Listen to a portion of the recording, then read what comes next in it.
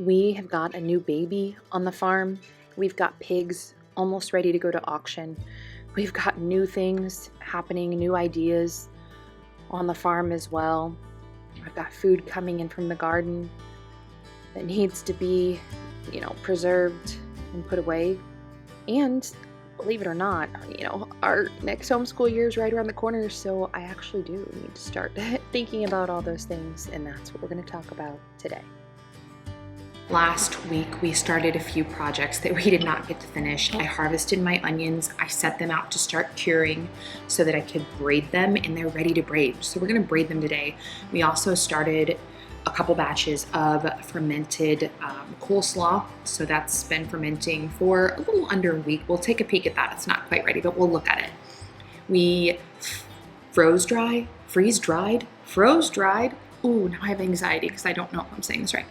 We freeze dried bone broth. And I told you the texture was a little bit off, so I'm going to show you what I mean, but it reconstitutes just fine. So we will get to all of that. Plus I have a really exciting announcement. No, I'm not pregnant, but it has to do with babies.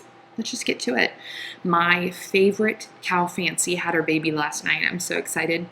It is a little bull calf, so he's doing great. We're gonna go out there today. I'm gonna see if I can get a halter on Fancy.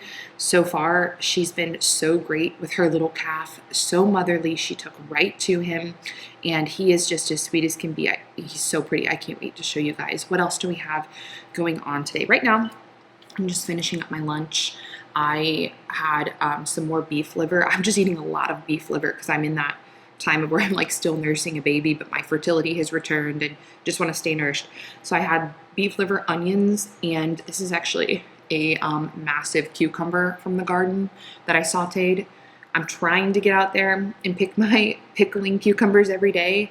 When you make pickles, which I'll show you, I just made up a little batch of fermented pickles earlier today. I started them. When you make pickles, you want to harvest your pickling cucumbers when they're small to medium. You don't want to let them get really big because then they're essentially just like the moisture content is so high and they become mushy.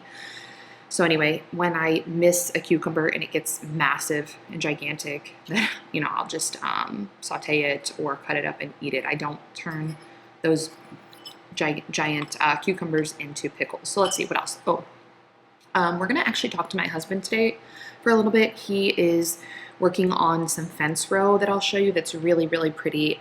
He's painting boards for fence. These are the boards that we milled from trees on our property, now painting them and putting it up. It's gonna look so nice. It has been decades since there's been painted fence row on this property because that's something that just takes a lot of time. And John and his dad both have spent the last several decades working full-time off the farm, and now that they're full-time working on the farm, they just have time for more detailed stuff like that. So let's see. Yeah, I think that's our outline, our schedule of things that we need to do today. This is a small Thrive Market order for me, but I just needed to restock on condiments, and I'm so picky about what I bring into my house. I do not want to be bringing toxins into my house. That's why I love shopping with Thrive Market. Thrive Market is an online grocery store, so you can get on their website, on their app, just load up your cart and check out, and all of your groceries will arrive straight to your door with free shipping on orders over $49. You can place as many orders or as few orders as you like when you are a Thrive member. So this is perfect for me because when I need a big order for my family of 7 people, or whether I just need to do a smaller restock on something in particular, Thrive Market has me covered. They have all of my favorite brands like Primal Kitchen, and they have restricted over 1,000 questionable ingredients to date, so I don't have to scan ingredient labels when I'm on the Thrive app. I trust that they have already done the heavy lifting for me. Another thing that I put in my Thrive orders regularly is this dandelion tea. Dandelion tea is a great coffee, like non-caffeinated coffee alternative, especially if you're breastfeeding or pregnant or anything like that, and you're just trying to watch your caffeine consumption. You can still get that earthy taste. So this is one of my favorite things. All of my Primal kitchen, condiments, one of my favorite things that I have on repeat. Thrive Market has a huge selection, and they have specialty food items that fit within over 90 diets, like Whole30 or keto or paleo. You can just go on the website and just type in whatever dietary needs that you have or restrictions that you have, and a whole section of healthy groceries will pop up for you to choose from. You can become a Thrive Market member for $12 a month if you just want to try it out for a month or two, or for $59.95 a year. It is the most affordable grocery delivery service that I'm aware of. Plus, when you use my link to join Thrive Market, you will get 30% off your first order plus a free gift. So I'm gonna put my link and all the details about Thrive Market in the description below the video. Just tap the more button. You guys are gonna love Thrive Market. I do always have small stacks of books laying around my house. I don't always have massive stacks of books laying around my house, but it is that time of year where I am prepping and planning for the next homeschool year. And so that's why there are all these books out. And I will have a video coming out for you guys soon, just kind of talking about my picks for curriculum this year, which there's really not much new. Books that I'm reading over this summer to prepare for the year. And that is something I do. So we don't do homeschool all year round. I did that when I only had little kids because it was kind of nice to have something to do during the summers. But now that I have big kids, they and we look so forward to a legit summer break where we just don't even think about school. It's so nice to just enjoy summer like that. And so for us, we usually try to finish our school year by the end of April. And then May and June, I do nothing school related, nothing. I don't want to look at it. I don't want to think about it. We're just doing all the spring and summer things. Then in July and August, I actually start to get that itch again where I'm thinking about the school year, and it works out perfectly because I slowly start to spend a little bit of time every day going through, doing inventory, seeing what I need to order for the upcoming school year, making my lesson plans, reading through the kids' books. And that is something that I spend July and August doing. I read the books that I'm going to be teaching them from. I don't go into the year blind. I wouldn't want if my kids went to school, I wouldn't want their teacher to just show up on the first day of school and like crack open a book for the first time and be like, so let's see what we're learning today. I wouldn't want that. And I'm my kid's teacher. So I try to be the kind of teacher that I would want for them to have if they went to some kind of established school. That means I do lesson planning and preparing in the summertime. Like I said, I'll do a whole video on this, but just, the most valuable part of their education is going to be the natural overflow from my brain and my passions and knowledge into them, not necessarily the books. The books are guides, they're resources, but I can tell you from experience, it just doesn't go that well when you crack a book open for the first time and you're kind of like going into it in the dark with your kid, like, oh, let me see what it is again we're learning about or what we're doing. They can tell. They're like, well, mom wasn't that interested in this. Like, she didn't really prepare for this. She doesn't know about this. So then that kind of takes away their enthusiasm and interest. Whereas if I go into the school year and I am excited and prepared and just naturally, like telling them about what we're going to learn about and able to help them through whatever the subject matter is because I've already covered it in the summer, it goes so much better. We save so much time. We can kind of keep the motivation and momentum and enthusiasm up. And so that's just how I do things. But I will have a video on that. That's just a little explanation, a large explanation of why I have a humongous stack of books sitting behind me.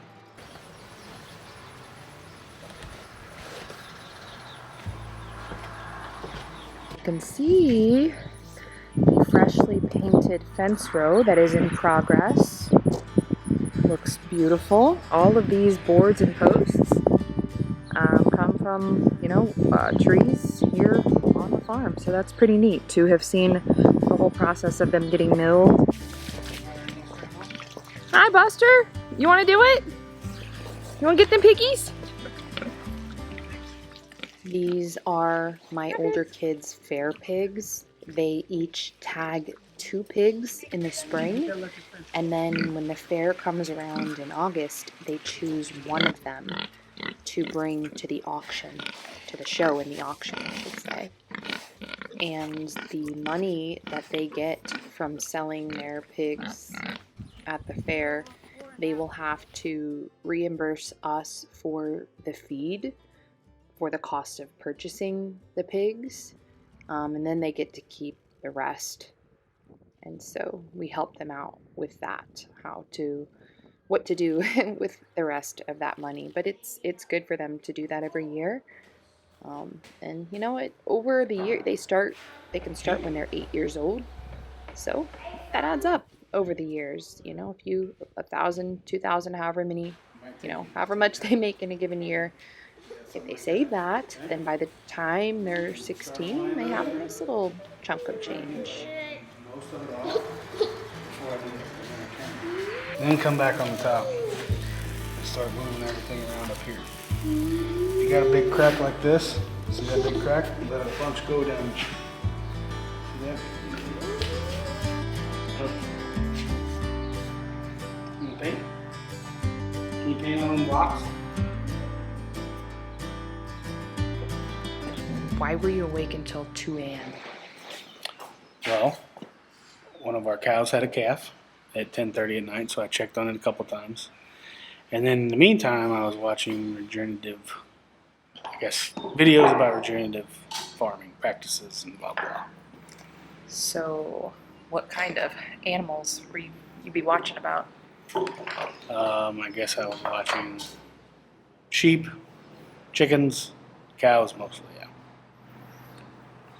I never thought that I would ever see the day to where you were watching any. I honestly never thought I'd hear you say the word sheep, to be totally honest. Me either. So this is a surprise. But yeah, we'll see. So with the new property, the 20 acres or so up there, well, I don't know how much of that is actually like pasture. I haven't measured it or nothing like that, but we're guessing around 12 is what I would think. Like 12 acres. Yeah. It might be a little more. So, we're just gonna experiment with that 12 acres because there's nothing up there now. The people who had it before, the guy just brush hogged. He didn't do anything. There's really no infrastructure set up. It's just there. It's 12 acres. It's not a huge space, so it's not like you're putting just a ton of money and effort into something that you have no experience with. So I think this will be good. We're gonna try cattle. We're gonna do intensive rotational grazing with cattle, sheep, and did you say laying hens and meat birds? Laying hens for sure, meat birds not that many. I'm thinking just enough to do, suit our needs. Because I don't want to butcher that much chickens. Me either. Yeah, so that's what we're gonna try on 12 acres. So this is gonna be fun. We emailed Greg Judy. Shout out to Greg Judy. Email me back. It was just one day ago that I emailed, but I'm checking my email all the time. Like, did he email me back? Because he does on-farm consults, and he's in Missouri, we're in Missouri, so I really want to try to get him to come out here and just look at our farm. I mean, we've got a total of 200 acres, but like I said, we're going to just start with the 12 acres up there and see. We've got a lot of questions.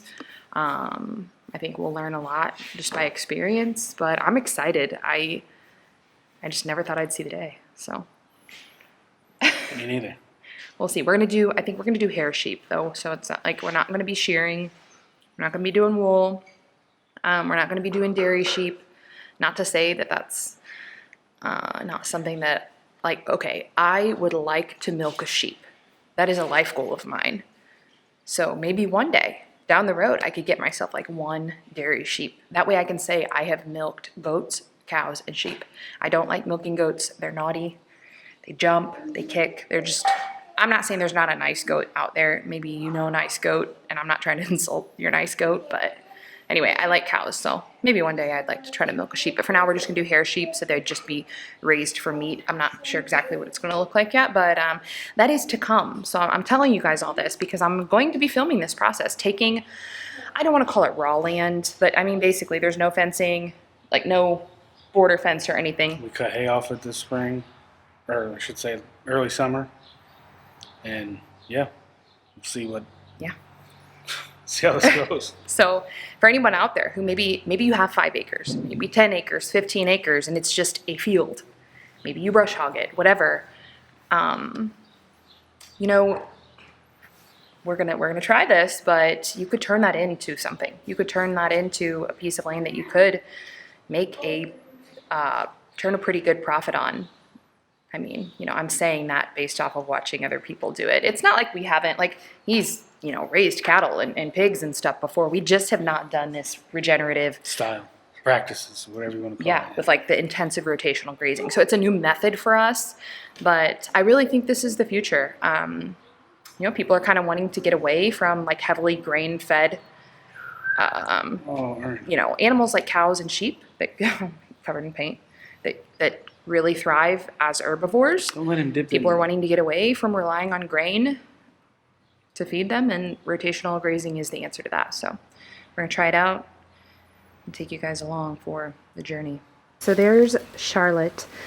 There's the new baby. If you guys have been around for a while, you'll remember Charlotte. She is a bottle calf that we bought from a friend who, one of my husband's friends, had a cow she was rejected by her mother. So we actually bought her and we put her on my Jersey, who adopted her and nursed her, and she's doing great. So here's the new baby. Our baby A2 Normandy bull calf, born just last night. So his name is Charlemagne. Since he's French, I had to give him a nice French name. We'll call him Charlie. But Charlemagne. And Mama's doing good. She's it's hot today. She's hot, but she looks good. She passed the placenta and everything, and she's bagged up really good. She's been up drinking water, and he's been up walking around. They're resting right now, but they've been doing really good.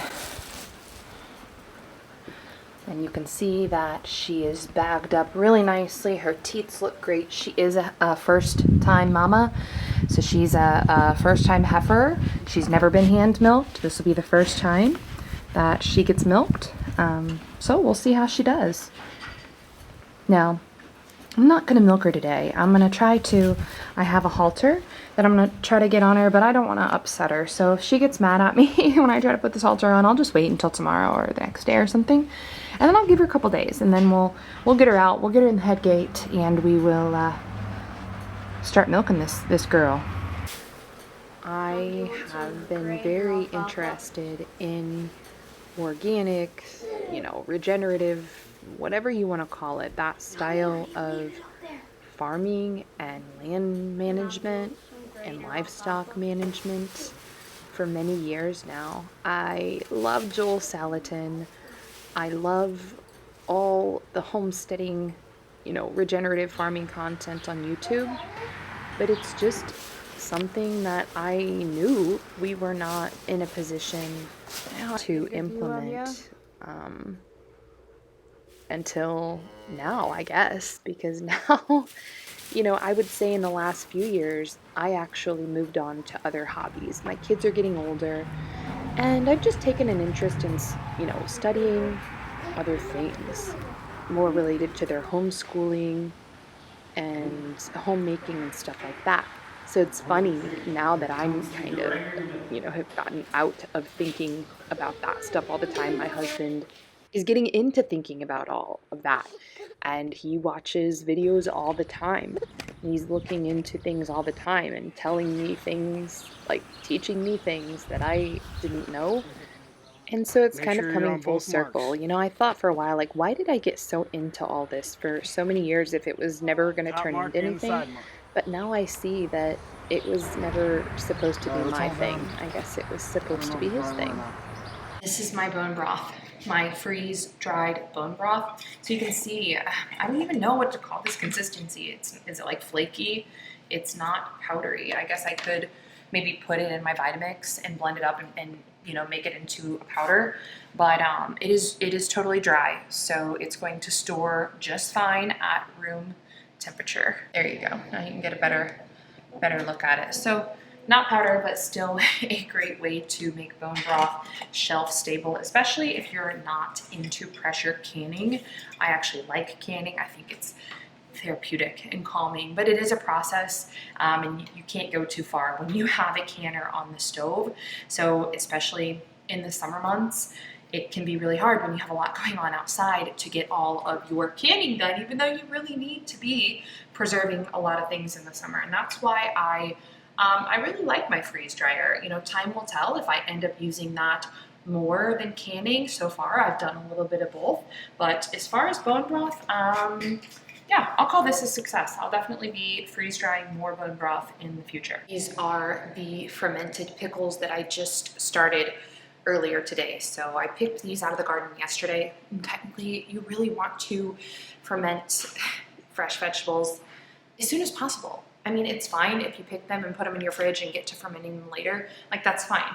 That's what you do anytime that you are working with store-bought produce, like that's been refrigerated.